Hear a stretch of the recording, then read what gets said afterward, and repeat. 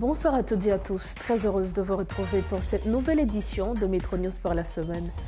Au sommaire de ce mardi, le Premier ministre Ariel Henry devrait se retirer pour permettre une solution au problème d'Haïti. C'est ce qu'a déclaré le Premier ministre d'Antigua et Barbuda, Gaston Brown, au sommet de la CARICOM qui se déroule au Guyana. Le parti Les Engagés pour le Développement aidé annonce la reprise des manifestations antigouvernementales à travers le pays. Cette structure politique dénonce l'inaction du gouvernement face à l'escalade de la violence des gangs armés. Et puis 674 millions de dollars américains sont nécessaires pour aider Haïti à faire face à la grave crise alimentaire que connaît actuellement le pays. C'est ce qu'ont annoncé les Nations Unies qui ont fait savoir que près de la moitié de la population haïtienne souffre de la faim.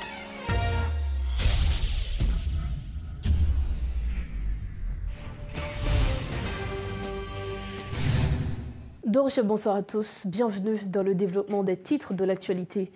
Le Premier ministre d'Antigua et Barbuda, Gaston Brown, a déclaré au sommet de la CARICOM que le Premier ministre Ariel Henry devrait se retirer pour permettre une solution au problème du pays. Il a souligné que la présence d'Ariel Henry dans le gouvernement aggrave la situation et a appelé à un partage du pouvoir en Haïti pour éviter toute partialité. Malgré le soutien international pour une mission de sécurité en Haïti, des obstacles persistent, notamment le manque de troupes et de financement. M. Brown a plaidé pour une participation élargie des États-Unis, du Canada, de la France et du Royaume-Uni dans la mission pour garantir son succès. Le Premier ministre Ariel Henry doit quitter Georgetown à la fin de la 46e réunion de la CARICOM pour se rendre à Nairobi afin de finaliser un accord de réciprocité visant à faciliter le déploiement de la mission multinationale en Haïti. Cependant, l'absence d'accord entre les acteurs politiques suscite des inquiétudes au sein de la communauté internationale. Le Premier ministre pourra-t-il parvenir à un accord avec le gouvernement kényan? Que penser des déclarations du Premier ministre d'Antigua et Barbuda? Nous recevons le professeur Ronnie Desroches pour des analyses approfondies. Professeur Ronnie Desroches, bonsoir et merci infiniment de votre disponibilité. Bonsoir Rose Berlin, bonsoir aux téléspectateurs et téléspectatrices de Télémétropole. Alors, en marge du 46e sommet des chefs d'État et de gouvernement de la CARICOM, le Premier ministre d'Antigua et Barbuda, M. Gaston Brown, a déclaré hier lundi que le Premier ministre Ariel Henry devrait se retirer car selon lui, il fait partie du problème haïtien. Quelle est votre lecture, professeur, par rapport à cette déclaration? Est-ce que vous pensez que M. Brown a des raisons de tenir de tels propos? Bon, d'abord, il faut dire qu'il s'agit de la déclaration d'un Premier ministre d'un des pays de la CARICOM. Justement. Ce n'est pas une déclaration ni de la présidence de la CARICOM, ni du secrétariat de la CARICOM. Cependant, je crois que ceci traduit quand même une certaine déception qui se manifeste au niveau, sinon de la totalité des pays de la CARICOM, mais de quelques pays de la CARICOM, car nous savons que les éminentes personnalités qui avaient été mandatées par la CARICOM pour faire des négociations avec Haïti avaient fait de gros efforts. Lors de leur dernière visite, ils avaient mis sur la table une solution, un compromis qui paraissait raisonnable, où ils ont fait des concessions au pouvoir, au gouvernement, des concessions à l'opposition, et ça me paraissait, n'est-ce pas, un compromis acceptable. Mais apparemment, les représentants du Premier ministre Ariel Henry ont rejeté dès le départ cette proposition. Peut-être qu'il y a une certaine déception de la part de certains pays de la CARICOM que le Premier ministre n'ait pas fait suffisamment d'efforts pour essayer de trouver une entente avec l'opposition, pour essayer de former un gouvernement de consensus, sinon un gouvernement de salut national, de salut public, mais d'avoir un gouvernement plus équilibré. Et je pense que le Premier ministre d'Antigua et Barbuda est peut-être le porte-parole de ceux qui sont déçus de ce manque d'efforts. Vous l'aviez dit, il ne s'agit pas des propos du président, mais est-ce que cela veut dire qu'on doit sous-estimer cette déclaration? Je ne pense pas qu'il faille sous-estimer. Je pense que le Premier ministre Ariel Henry devrait prendre très au sérieux cette déclaration et redoubler d'efforts pour essayer de trouver une solution.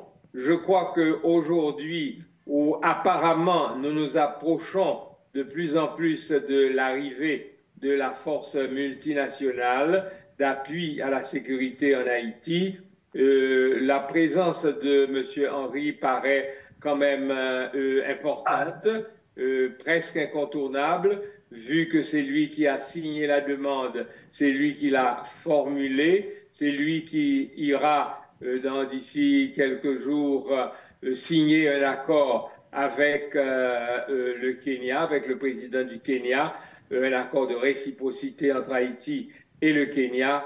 Je pense qu'il paraît aujourd'hui incontournable si on veut que cette force arrive dans un délai pas trop long, mais quand même, c'est un signal, à mon avis, qui lui est envoyé pour lui dire qu'il doit faire aussi des efforts pour trouver une entente, sinon avec toute l'opposition, mais au moins avec les moins radicaux de l'opposition. Alors justement, parlant de la mission multinationale de soutien à la sécurité en Haïti, après sa participation au 46e sommet de la CARICOM, le docteur Ariel Henry devra se rendre effectivement à Nairobi pour signer cet accord de réciprocité. Mais est-ce que vous croyez, professeur, que les deux pays pourront arriver à s'entendre sur cet accord, justement pour le déploiement le plus rapide possible de la force multinationale en Haïti? Bon, vous savez, lorsque un président ou un premier ministre, un chef de gouvernement se déplace pour signer un accord, cela veut dire que les termes de l'accord ont déjà fait le va-et-vient entre les deux gouvernements, entre les deux pays, et qu'ils se sont entendus sur les termes de cet accord. Je ne pense pas qu'il y aura des surprises. C'est une formalité qui sera faite parce que certainement il y a eu déjà une entente préalable. Je crois qu'il faut dire aussi que Haïti et le Kenya ne sont pas les seuls acteurs.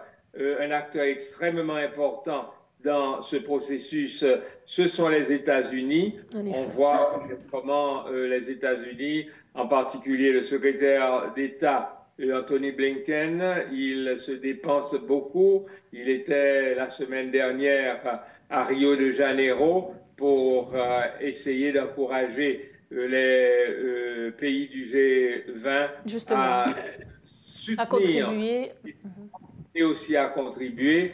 Les États-Unis sont extrêmement intéressés, n'est-ce pas, dans l'aboutissement de ce processus, car s'il n'y avait pas leur effort diplomatique, on n'aurait pas vaincu les résistances de la Chine, de la Russie, et aussi je crois que c'est grâce à leur bonne relation avec le Kenya, qui est un partenaire des États-Unis, qu'ils ont pu finalement obtenir le leadership du Kenya pour, n'est-ce pas, cette force multinationale.